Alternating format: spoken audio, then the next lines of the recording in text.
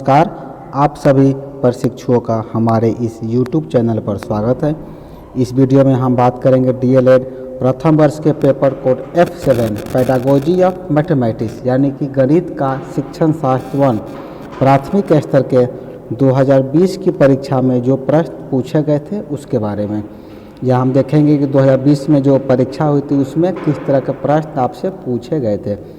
उसके पहले आपको हम बता दें कि यह पेपर आपका F7 पेपर जो होता है वो 50 नंबर का होता है, जिनमें आपको 35 नंबर की परीक्षा बिहार विद्यालय परीक्षा समिति के द्वारा आयोजित की जाती है और 15 नंबर आपका जो है वो आंतरिक होता है यानी कि इंटरनल होता है, यानी कि जहाँ से आप DLED कर रहे हैं वहाँ से आपको 15 नंबर प्राप्त होते हैं और 35 नंबर की परीक्षा BSCB पटना के द्वारा ली जाती है। तो चलिए देखते हैं कि वो 35 नंबर की परीक्षा में जो है प्रश्नों का प्रारूप कैसा रहता है और किस तरह से प्रश्न पूछे जाते हैं।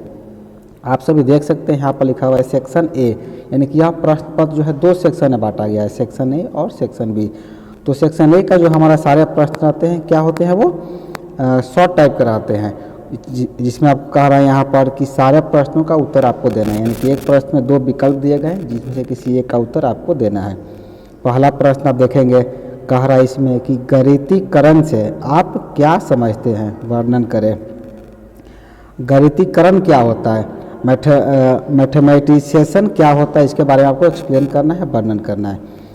अगर यदि इस प्रश्न का उत्तर आपको नहीं आता है तो आप सेकेंड प्रश्न भी देख सकते हैं, दिया हुआ है हमारे दैनिक जीवन में गणित के महत्व की चर्चा करें, यानी जो हम डेली दिनचर्या प्रयोग करते हैं हमारे डेली के प्रत्येक जीवन में गणित का क्या महत्व। आप सभी जानते होंगे कोई भी आप कार्य करने जाए, चाहे बाजार जाए, कोई चीज़ खरीदने जाए, तो हमें हर जगह क्या होता है गणित का महत्व, गणित के प्रश्नों का सामना करना पड़ता है, गणित का प्रयोग करना पड़ता है। कहीं भी जोड़ घटाव करना है, कोई भी मेजरमेंट करना है, कोई मापना हो, यानी आप कोई भी काम करें बिना गणित के आप काम को अपना संपन्न नहीं कर सकते हैं।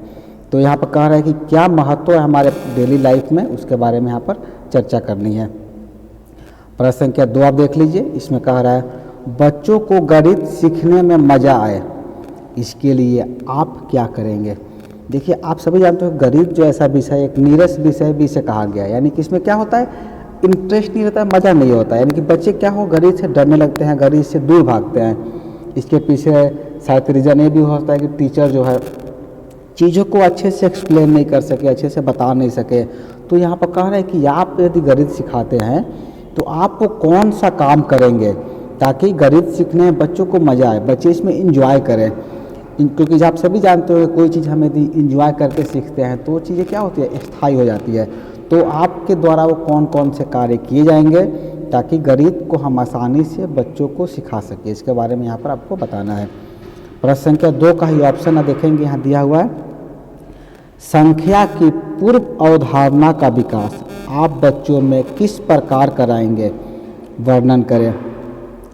संख्या की पूर्व अवधारणा यानी कि प्री कंसेप्ट ऑफ नंबर्स, यानी कि जो संख्या पद्धति जो आप पढ़ते हैं, नंबर सिस्टम जो आप पढ़ते हैं, तो इस संख्या का जो पूर्व अवधारणा जो बच्चों के अंदर कैसे आप विकसित कराएंगे, कैसे उसको बताएंगे, कैसा तरीका होगा आपका बताने का, इसके बारे में आपको यहाँ पर बताना है। प्रश्न संख्या 3 है, इसमें कह रहा है कि गिनती की अवधारणा का परिचय बच्चों में आप कैसे कराएंगे, वर्णन करें।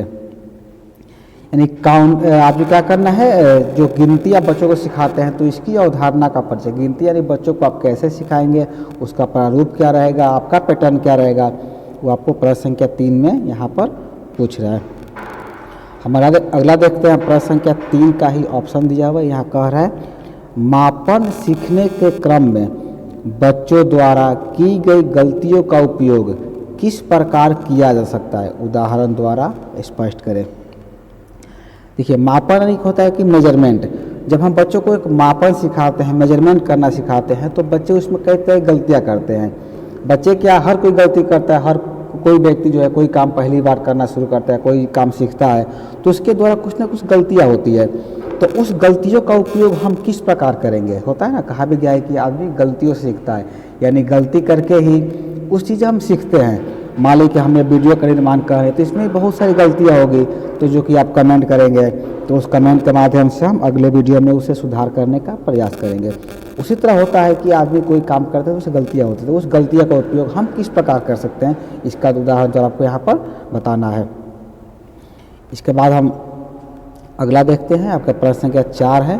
प्रश्न संख्या 4 में आपसे पूछा गया था कि बच्चों में आयतन की अवधारणा आप किस प्रकार विकसित कराएंगे, उदाहरण देकर स्पष्ट करें। यानी कि आयतन की जो अवधारणा होती है, गणित में आप लोग पढ़ते हैं, तो आयतन की अवधारणा को जो आप बच्चों में कैसे विकसित कराएंगे, इसके बारे में आपको यहाँ पर बताना है। प्रश्न के 4 का ही ऑप्शन है कि इसमें कह रहा है खेल खेल में गणित सीखने से क्या अभिप्राय है। यानी कि हम गणित को जो है कैसे सिखा सकते हैं, खेल खेल के माध्यम से सिखा सकते हैं, फन के रूप में सिखा सकते हैं। जैसे कि मैंने पहले ही आपको प्रश्न में बताया था, इसमें कह रहा है कि बच्चों के अंदर गणित के डर को आप कैसे भगाएंगे। यहाँ कह रहा है कि खेल खेल में गेम के माध्यम से आप गणित जो है बच्चों को आसानी से सिखा सकते हैं। ये कह रहे हैं इसका अभिप्राय क्या है, इसका मीनिंग क्या है, तो आपको यहाँ पर बताना है। प्रश्न संख्या 5 में आप देख सकते हैं, यहाँ पूछ रहा है मानक एवं अमानक इकाइयों से आप क्या समझते हैं, उदाहरण द्वारा स्पष्ट करें। यहाँ कह रहा है यहाँ पर मानक यानी कि standard and non standard unit जो होता है वो क्या होता है, उसके बारे में एक्सप्लेन करना है। प्रश्न संख्या 5 का ही हमारा ऑप्शन प्रश्न आप देखेंगे, यहाँ पर दिया है गणितीय संक्रियाएं एवं उनमें अंतर संबंध के बारे में लिखिए। अगला हम देखेंगे सेक्शन हमारा बी है। इसमें बी में देखेंगे आप लॉन्ग आंसर टाइप क्वेश्चन दिए गए हैं, जिसका उत्तर आपको 200 से 250 शब्दों में देना है। सारे लॉन्ग टाइप के आपको आंसर इसको देना है। इसमें आपको कहा रहा है इसमें किसी एक प्रश्न का उत्तर देना, यानी 2 प्रश्न दिए गए हैं जिसमें से किसी एक का चयन करके आपको उत्तर लिखना है। प्रश्न संख्या 6 है और दीर्घ उत्तरीय का पहला प्रश्न है गणित की प्रकृति की चर्चा करेगी। नेचर ऑफ मैथमेटिक्स क्या होता है, गणित की प्रकृति क्या होती है, इसके बारे में आपको लॉन्ग टाइम लिखा है कि 10 नंबर का ये प्रश्न है। 7वां प्रश्न में देखेंगे कि इसमें हमारे पास 3 ऑप्शन दिए गए, 3 विकल्प दिए गए हैं, जिनमें से किसी 2 का चयन करके उस पर टिप्पणी करना है, नोट्स लिखना है। पहला है स्थानीय मान यानी कि प्लेस वैल्यू, दूसरा है आंकड़ा यानी कि डेटा, तीसरा है क्षेत्रफल यानी कि एरिया। इन तीनों पर आपको शॉर्ट नोट्स तैयार करने हैं। तो इस वीडियो में जो है हम चर्चा किए DLED प्रथम वर्ष के paper code F7 pedagogy of mathematics यानी कि गणित का शिक्षण शास्त्र 1 प्राथमिक स्तर की 2020 में जो परीक्षा हुई थी उसके महत्व, उसके प्रश्नों के बारे में। इस वीडियो में इतना ही। वीडियो को पूरा देखने के लिए आपका धन्यवाद।